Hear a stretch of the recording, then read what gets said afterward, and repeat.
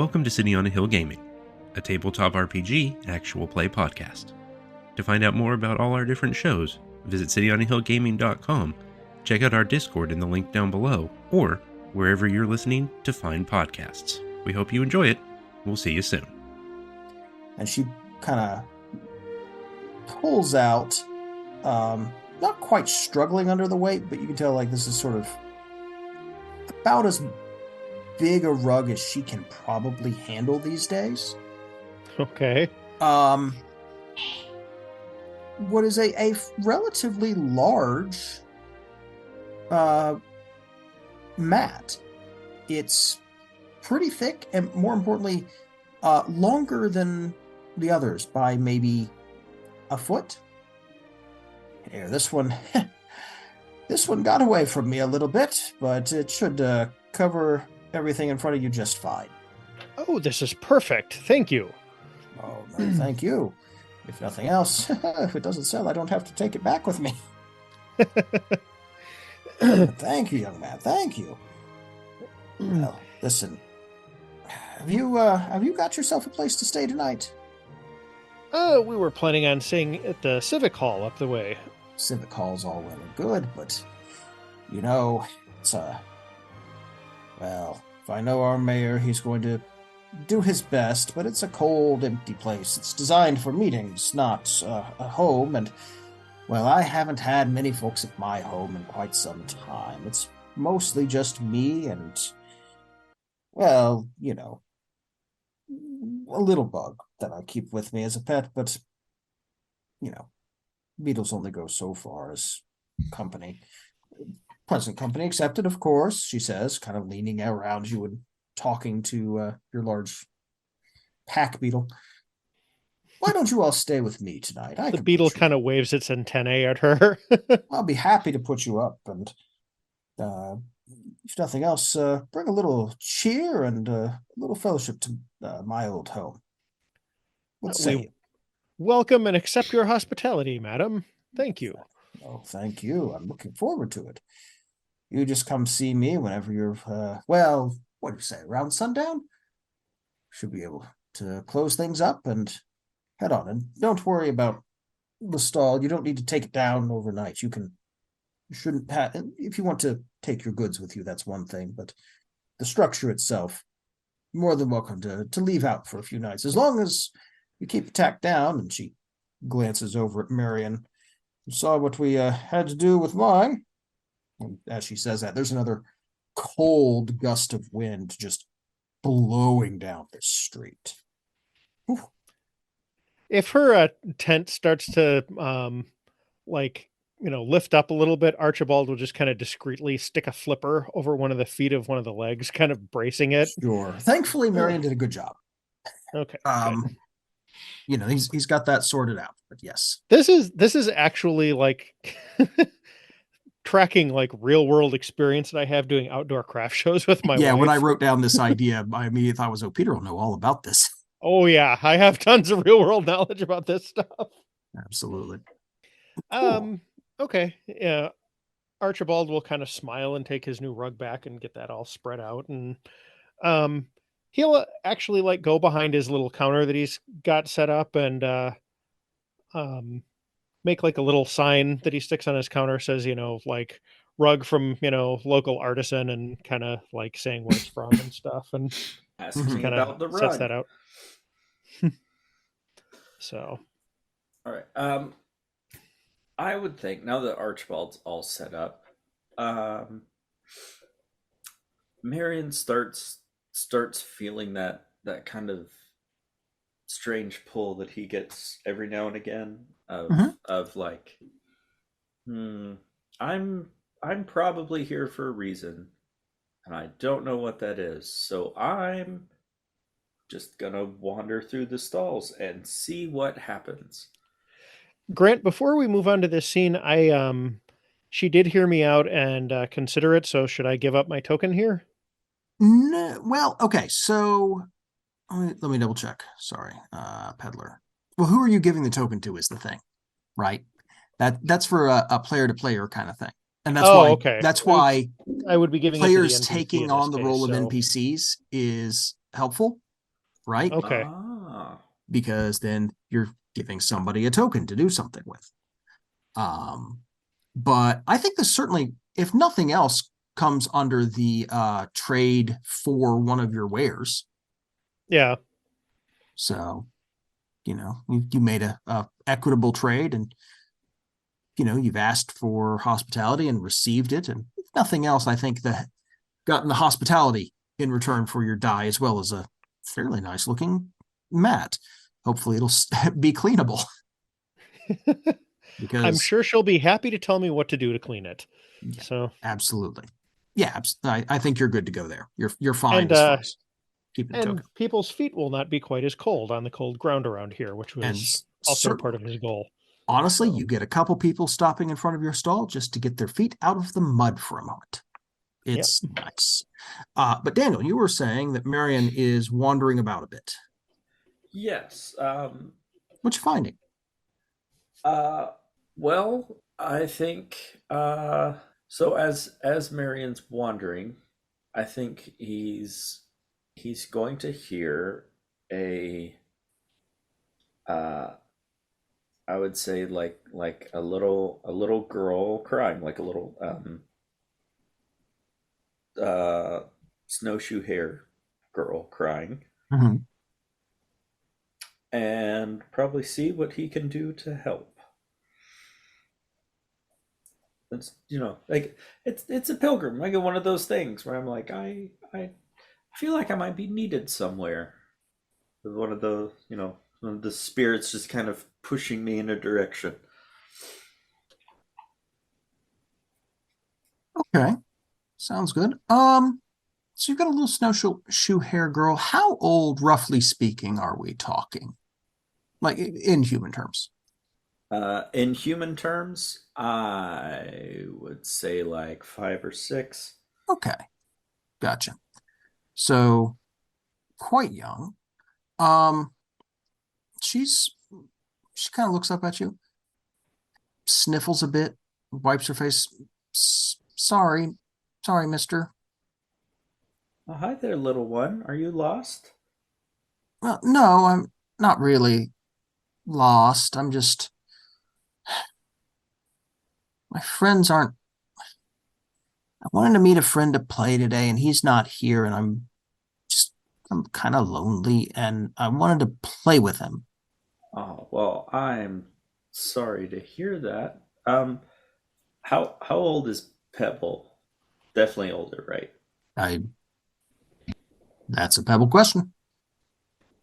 Because I don't know how old you imagine Pebble as a ragamuffin who chases pillbugs. So in human years or penguin years? Let's human Let's years. stick with human for everything here. We're not doing animal math. 7. 7? 7. All right. Well, Interesting. Okay. I mean, I said Pebble was a small child. Yeah, I kind of. Yeah, I'd pictured him as older, but okay, that's neat. That changes the dynamic a little, but I like that. Yeah.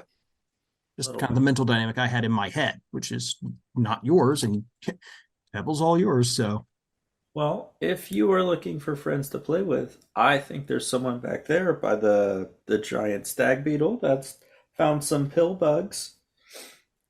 I do like pill bugs. It's just I haven't seen my friend all winter, and we promised,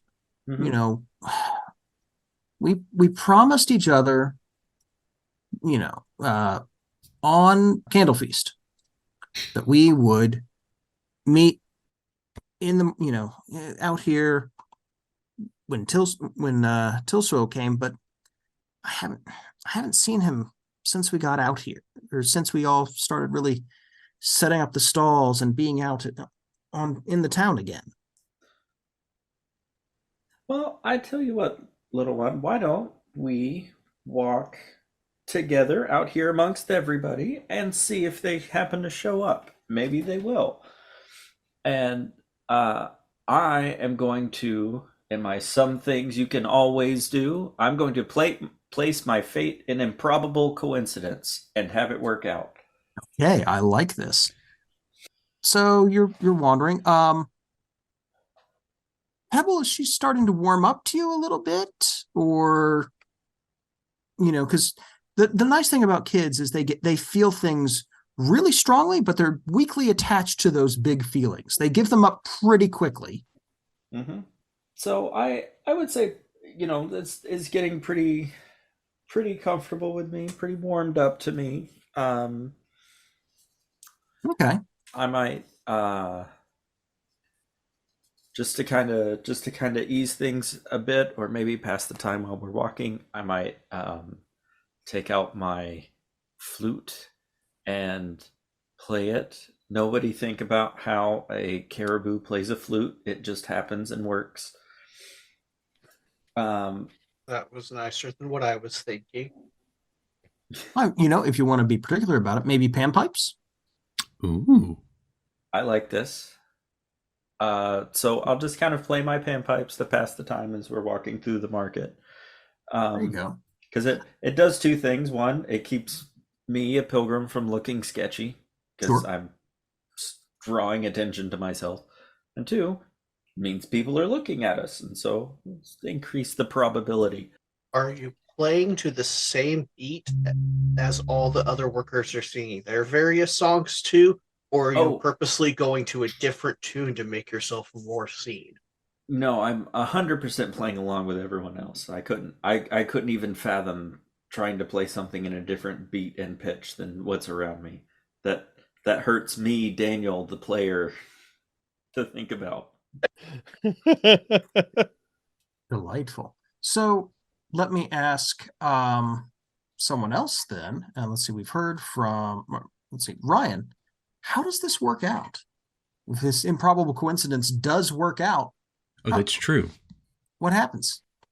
Okay. So what I think we're going to go with is that as Marion is leading the little one through, you pass a stall that is one of the last ones to finish setting up.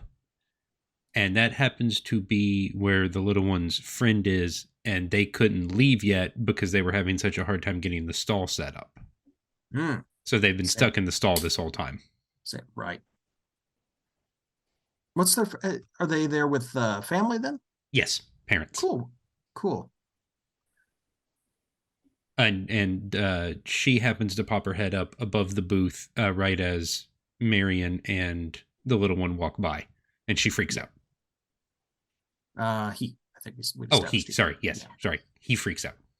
Okay. Well, the little girl just goes, Jameson, and charges off. And does that thing where they like run right up to each other and then just like start talking. Yeah. Over each other, but they still understand each other the whole time. Yeah. Mm-hmm. They run at each other so fast. You're like, no, we're fine. No, they stop. Okay. Stop. Okay, good. Everybody's okay. Definitely don't have a kid just coming out of that age. No, don't know what you mean. Mm-hmm. Nope. Not at all. It's just like the amount of trust they have and their ability to stop on a dime is incredible. Yeah, but also getting knocked down into the grass is really fun. I was going to say, we're not caring what happens if they don't stop on a dime. Yeah, they don't have as far to fall as an adult does. I mean, if you fall over as a little kid like that, you fall in a foot. That's true. You also haven't learned the consequences of hard surfaces. Yes, they also are more startled by consequences of actions. So, there's that. But yes, Jason! And they start running and talking and, like, there's a quick hug and then like, okay, it's again just catching up and all this. And she kind of gets roped into helping out. Yeah. Because that's what happens. That's what happens. But, this is clearly a family she knows, because they, like the parents of this boy immediately start talking to her. And it's like, oh, well, how's you been? How's your mother? How's your gran? That kind of relationship. Right. We've run a kid back to, their friend. Baron, well done there. Get yourself a token, by the way. Yay. In the meantime, I'm just going to kind of meander back to the stall, just with my pan flute, just...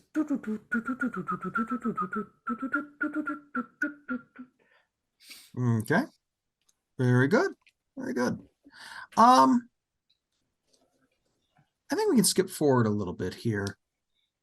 This older woman who you traded with and who invited you into her home. First off, you should probably name her just for fun. Leela. Leela. Auto wash. Multipass. Multipass. The technology bleed makes me uncomfortable. No. No, I was just talking about Fifth Element the other day. So Good movie. Good movie. Is it on your list to see, Ryan? Or I was going to say that I've definitely not seen Fifth Element. Oh, You should put that on your list. It's a good one. It's not a good movie, but boy, is it a fun, colorful movie. The first shot they're counts. using to describe it on my phone is, oof. Okay. Okay. Oh, it's If it Bruce makes you Willis. feel any Okay. better, Yeah, there you go. It was created by a 15-year-old. No. I believe that. Mm-hmm. And then he finally got to start making why? movies and eventually made it into a movie later in life. But like he started all the design work for it when he was like 14 or 15. I respect that. That explains a non-trivial number of things about that movie. Yeah. And Luc Besson's always been a interesting director anyway, so. He's the one who did Valerian and the City of 1,000 Planets. Oh. I didn't see that, but it was really, if it's what I think it is, it's really pretty looking. Yeah, like the movie I don't think was considered great. But anyway, we're getting off topic. Yeah. So we've got Leela, and she invited you into her home. This is a woman who lives alone, and clearly has lived alone for a bit of time. What's that like? What's her house like? Doilies. Doilies? Doilies. I love it. Love it. There's doilies. Mono doilies. Not mono doilies. But several doilies. A bit dusty. Mm-hmm. And tchotchkes everywhere. Just like tiny salt and pepper shakers, shaped like woodland animals. Something has to sit on the doilies. Yeah, there's like some Precious Moment style gophers with really big eyes just staring at you. Yeah. Yeah, there are. Nothing here is new. No. Oh, heavens, no. Like, there's probably the most recent thing in this place, aside from anything that walked in on our bodies, was made at least 10 years ago. Yeah. Yeah. Mm-hmm. There's that one brass rocking horse that's like this big. Mm-hmm. That's just sitting on the mantle. The only things new in this entire house are us and anything edible. Yeah. Fair enough. Fair enough. Big grandma vibes. I like it. Okay.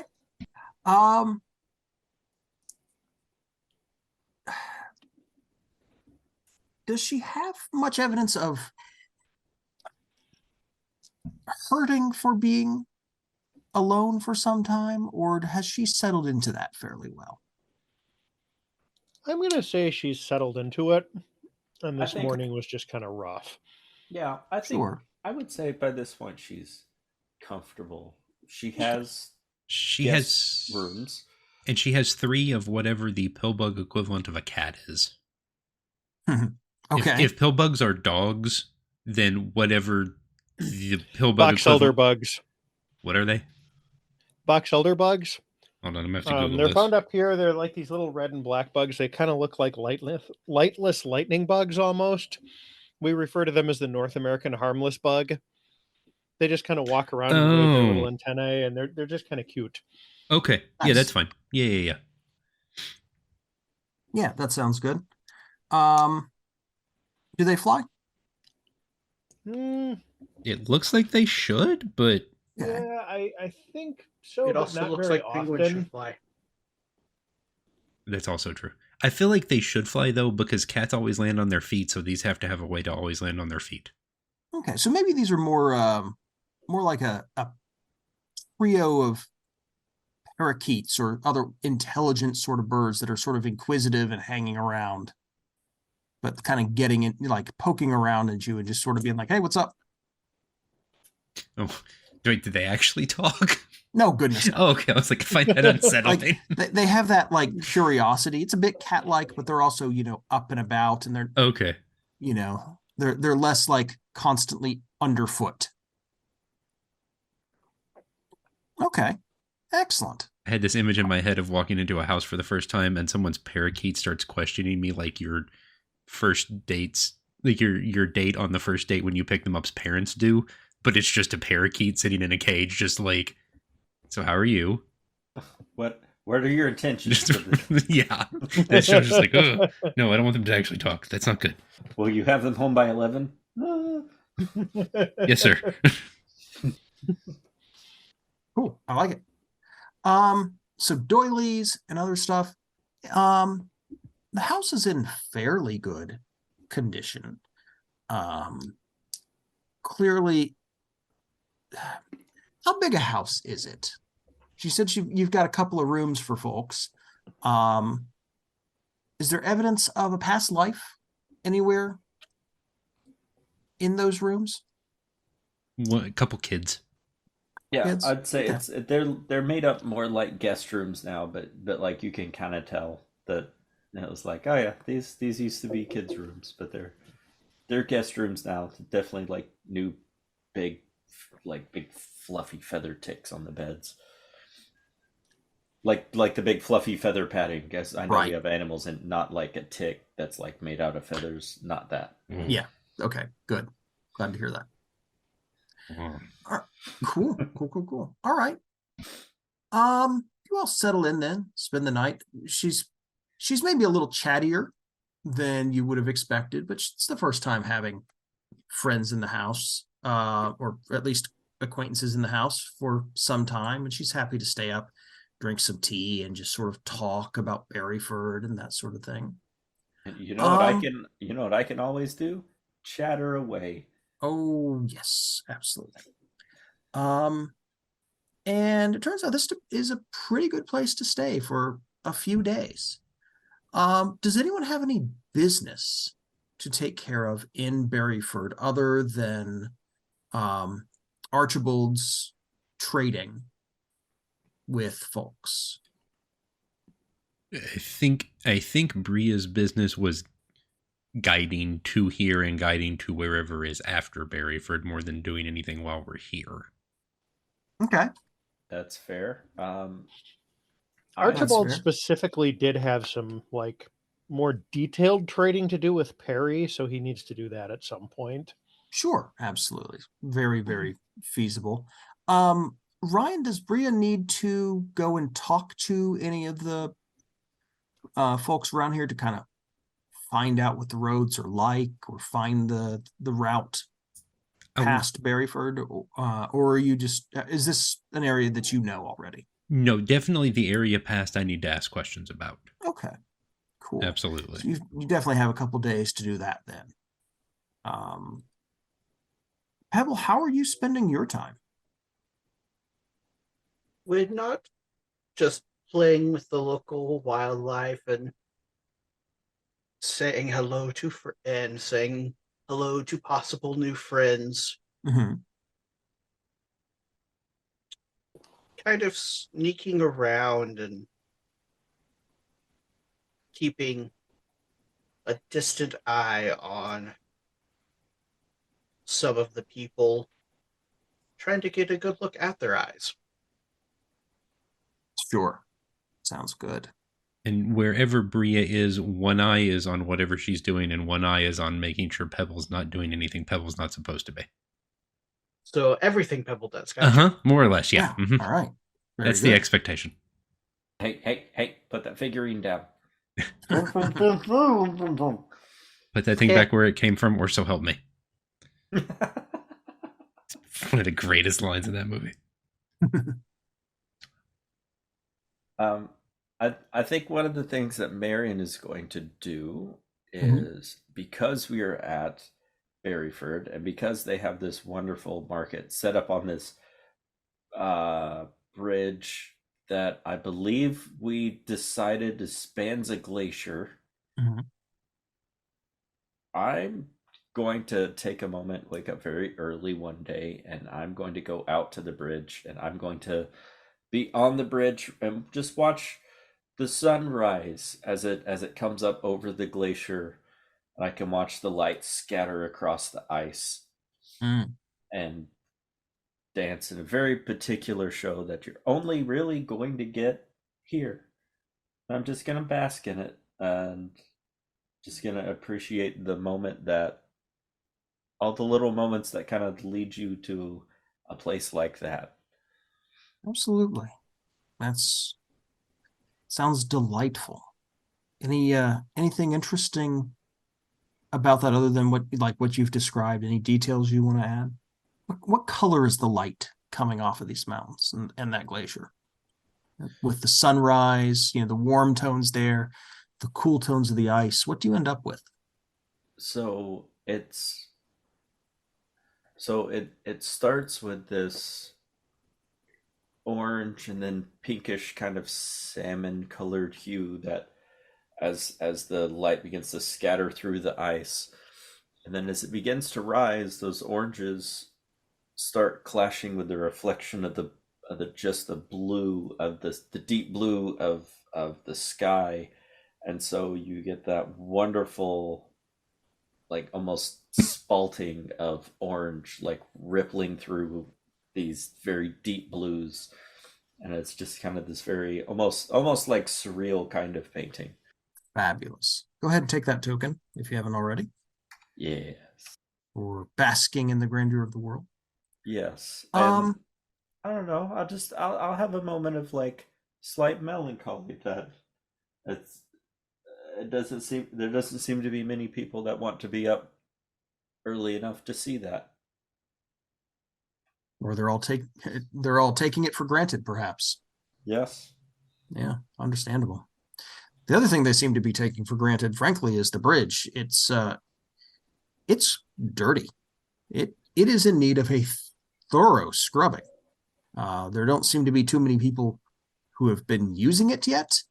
And between the snow, ice, mud, and just road dust, it could use a thorough cleaning. Given its size, that may not be a task for you to take on, but not everything is your responsibility. Anything else you guys want to do? Any other problems that you encounter as you spend a few days here? Anything interesting you encounter? What's the lady we stay with's name? Leela. Leela. I think there's something on her house that we need to repair. Sure. Okay. Is it kind of just the result of all the stress of winter, or is there something else? We'll go stress of winter. Okay. Chill, I should say. The season of chill. Chill. Sorry, chill. Yes. Oh, I'm getting used to it too.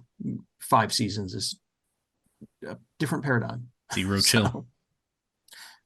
Gets down there. All right. Have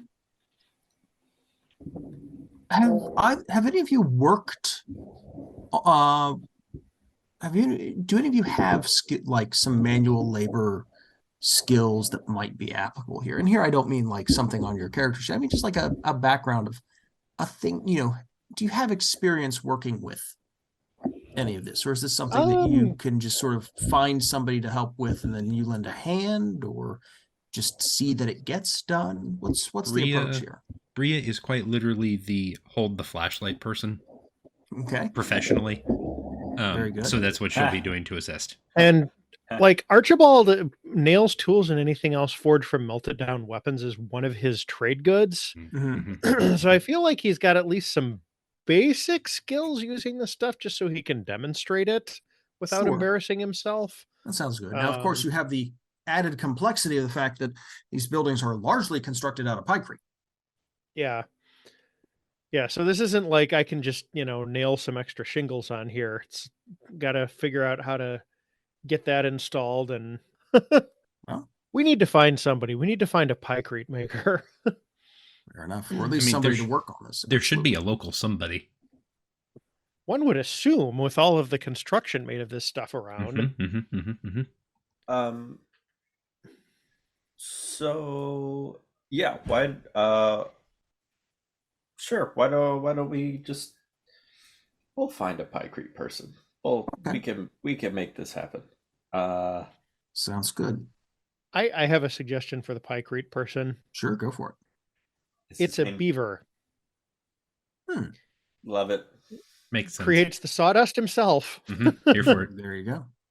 I like it. He's okay. So I want you to picture this. He's got like the stream dammed up. The stream, the dam is like set in such a way where it regulates the water flow to run the water wheel that runs the sawmill that he takes the sawdust from to make Pykrete from the water from the stream. He did all of this himself, and he's very proud of it. Even though he did this 30 years ago, he's still very proud of it. Still in good shape. Fair. Yep. State of the art. He will be more than happy to share with you. So yeah, I like that. Yeah, we could definitely find him and get that fixed. I mean, I don't know. Archibald's chummy with the mayor. Maybe you could float the idea of organizing like a bridge cleanup day. You know, well, maybe we'll get around to it. It's just, you know how it is. It's one of those things that we'll do here in probably the next couple of weeks. Get a few folks out there to really scrub it down. To be perfectly honest, until things dry up a little bit, I'm not sure it's really worth doing. It'll be the mud's going to keep getting tracked over it. That's the unfortunate part, yes. And with all the runoff of coming down from the mountains and all that, it's that first thaw always gets everything a bit goopy. He says, lifting one very muddy ball out of the muck. Archibald thinks for a minute, and he's like, "Tell you what, your community has done good business for me on this." He goes and like rummages around in his wagon, and he comes out with a couple of like those like really heavy duty stiff bristled push brooms. He's like, these will probably be useful in scrubbing the bridge off when the time comes. Take these as a thank you for the hospitality your community has shown me and my business associates. Well, thank you. That's very much appreciated. I'll storm here over here if you don't mind. You're kind of doing this out front of the community center. He takes them in and stashes them inside, comes back out. Those do good work for us. Always a pleasure doing business with you. You expect to be back Berryford way anytime soon, or are you just your route? I always love my visits here, but it'll probably be close to a year. The route that I travel is fairly long. Sure. Well, I'll look for you then, and if not, safe journey all the way. Yes, till you settle down somewhere, wherever that is. I'll give him a warm smile and kind of clap him on the shoulder, and that's it for Archibald's interactions with Grin. I don't know if anybody else wants to talk to him, but sounds like we're good. Yep. Next day, then, I think, after saying your farewell, Salila, and thanking her, you all head out. Are you heading out across the bridge or a different route? Well, if we go across the bridge, that takes us into the really cold area where it's kind of dangerous. So we're probably headed in the other direction, I'm guessing. Okay. Probably a little bit further south. You came in kind of from the east, the bridge goes west, and you're sort of heading not quite perpendicular, but angling a little bit southward from Berryford. It's a beautiful morning, perhaps not quite as beautiful as the one Marion saw previously. I'm telling you all missed it. Should have gotten up. I don't. Marion, you're looking back over it. There's the faintest glint of light off of the bridge as you head south. You can see it just sort of arcing up over the trees the short scrubby trees in the area. It's hard to tell. You've heard a tale being here that there's a giant ruby that's the foundation of this bridge or keystone of the arch. And you can see why people would say that, because with the sunlight coming off the ice and kind of slick water on the bridge, the whole thing is gleaming in all sorts of bright colors this morning that change as you leave. And on your way out, that sight lingers with you. That sort of icy but warm arch leading up into the mountains, somewhere that maybe you'll come back and go a different way. Maybe it's a path you'll never take again. But it's there, and other people will go that way. It's exciting to hear what their stories might be. And I think we can wrap things up there. Well, thank you, folks. Yep. Thank you. I find this kind of system very unique and interesting. Good. Are you enjoying it? Mm-hmm. I think so. It's an adjustment for me. It is an adjustment for me running it too. I'll tell you that. It's so story driven and so dependent on all of us to do it collectively that I find it a little difficult, but that's I think there's the potential for that to get better. Oh yeah. No, you all four of you were better at doing it by the end of the session than you were at the start. I can work with that. I needed some time to warm up and to get my mind in that, to kind of get into that mindset. Absolutely. I feel like I'm using my GMing skills more than my player ones, which in is an interesting place to be. Yeah. Because you are trying to kind of do a lot of creative narration. Well, I'm trying to do a lot of like tee something up that I can potentially give to somebody else. Yeah, you know, absolutely. and it's like I'm prepared to like pick it up and run with it if nobody else does, but it's like, you know, create the situation, you know. And then, yeah, absolutely. Yeah. And meanwhile, I'm sitting here going, boy, I wish I was a player. I want to get in here and do some of this stuff too. So, well, and I think at some point it almost makes sense for you to make a character. Oh, I have the playbook picked out. Okay. Because I think there's at some point where we kind of want to combine, because there is that element of whoever's telling the story is telling the story right now. And once I think we get a little more accustomed to that, because that's certainly not, that kind of variance is not something I'm used to. No, of course not. And this is what we did with Impulse Drive times 10, right? Yeah. Yeah, we get used to passing things off.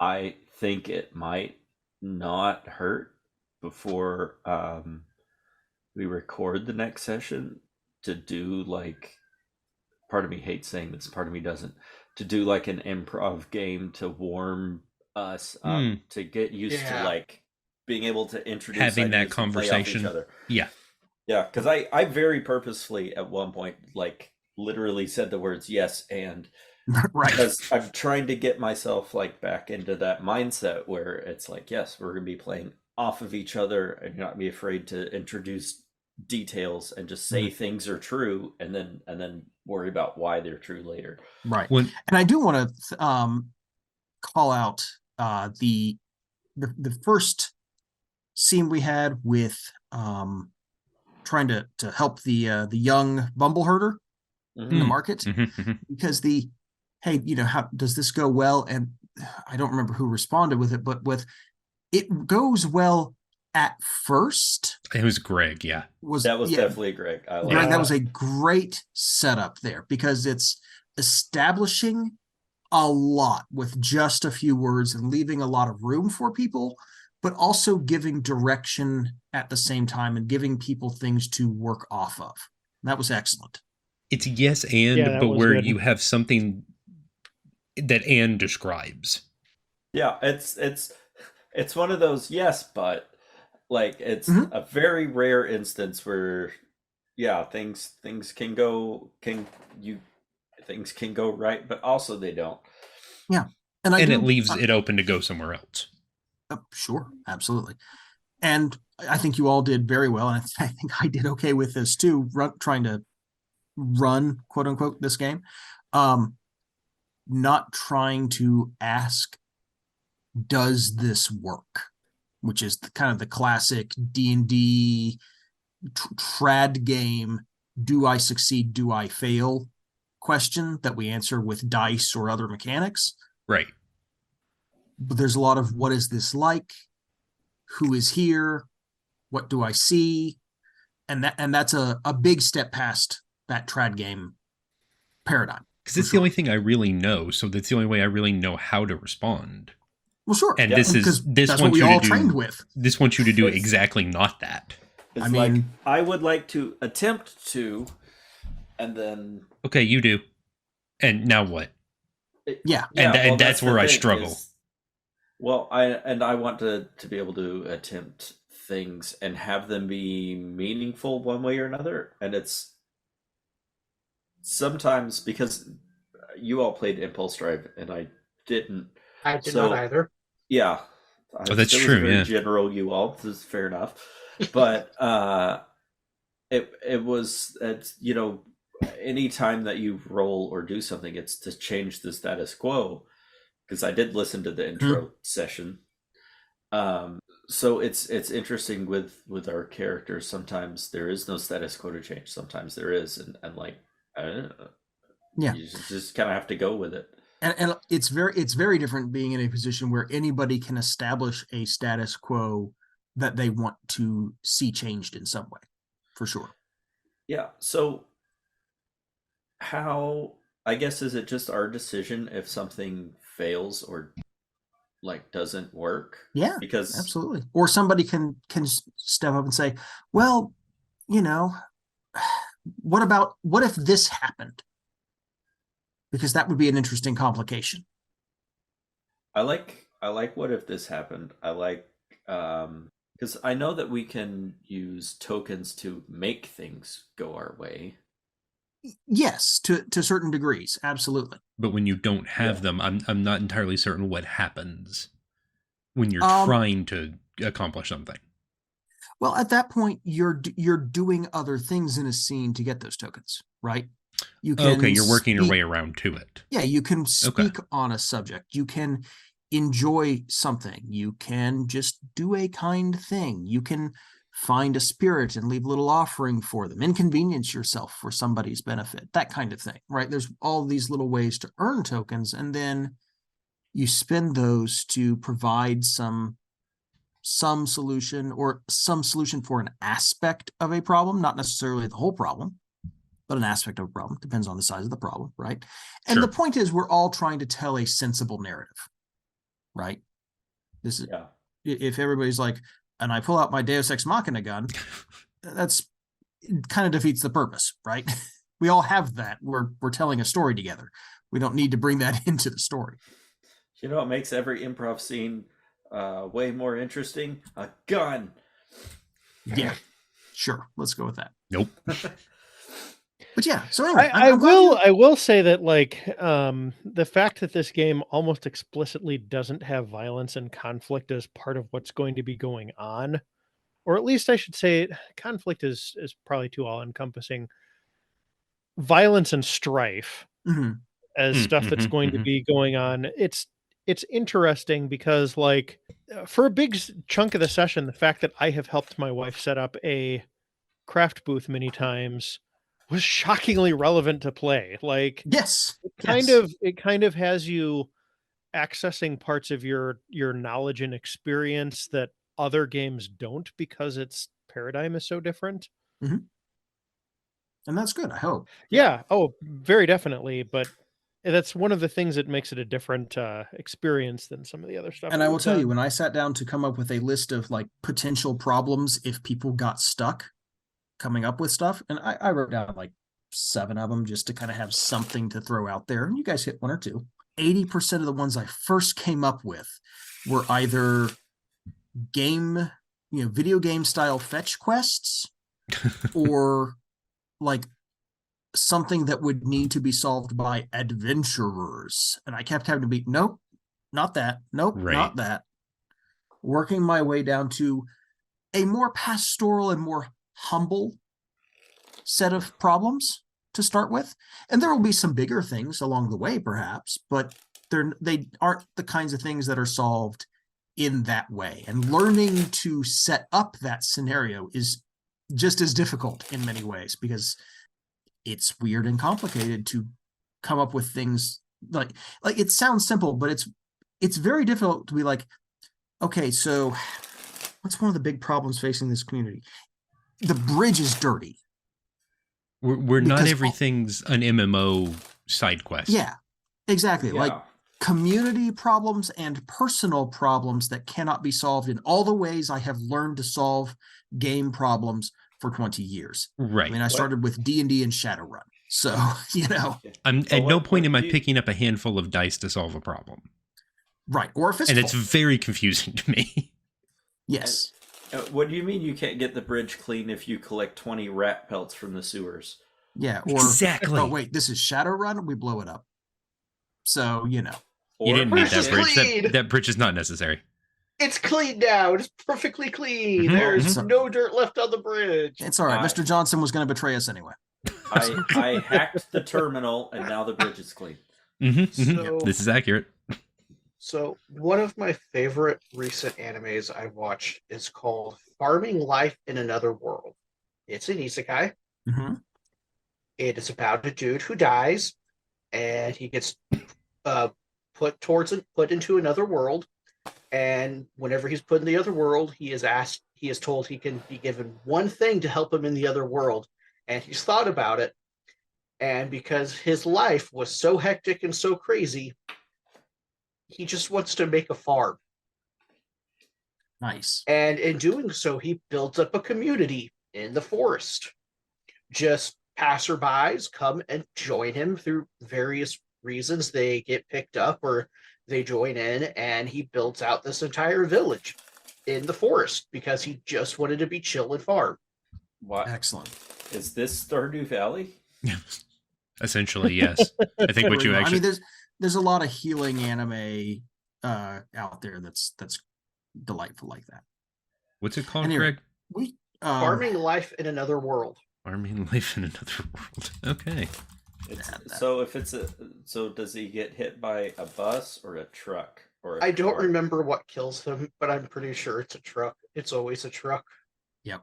Pretty much. I still remember the start of Zombieland Saga and how happy that made me. I just remember how Yu Yu Hakusho began, and before I knew that was a meme and a thing. Okay, Yu Yu Hakusho did it first. All right, before we get too deep into the anime hole. Oh no. Thank you all for Any hole, not the anime hole. coming on this journey with me. I appreciate that. Thank you, listeners, for listening in. If you've got feedback, send that to, what was the email address we gave? cityonthehillgaming@gmail.com.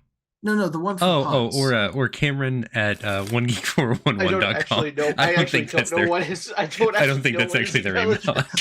Fair enough. I really hope it is. cityonthillgaming@gmail.com is probably better. I'll forward your puns to Cameron. Good. More work for Ryan. Or join the City on the Hill Gaming Discord where Cameron is at. You can just tag Cameron with all your puns. That's also fine. That's right. In fact, everybody should do that. Yes. I'm going to do that please. Right after we're done recording. I know he'll be very happy and not abandon our server immediately. That is a lie, by the way. It's the first day. It's the first school night after winter break here. Oh, heavens. I'm going to bed. Yeah. Facts. I gotta get up so early. I don't have to start till Monday. Yeah, well, the kids get up at 5:45, so Oofta. Yeah, well, we have to drive 40 minutes to get them to school. So. Oh, there's that. Okay. Yeah.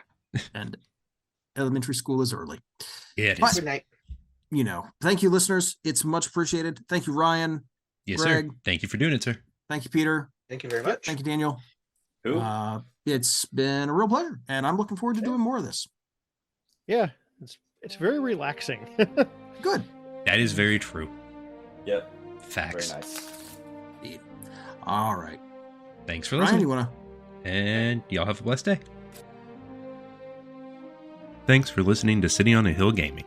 To find out more, visit cityonahillgaming.com or use the link in the description down below to join our Discord server. Thanks as always to our Patreon supporters, Bryan, Sir Lord Epic Name, Andrew, Christina, Tony, Joanne, and Grizzly Rich. We really appreciate everything you do to help support our show. Thanks for listening, and have a blessed day.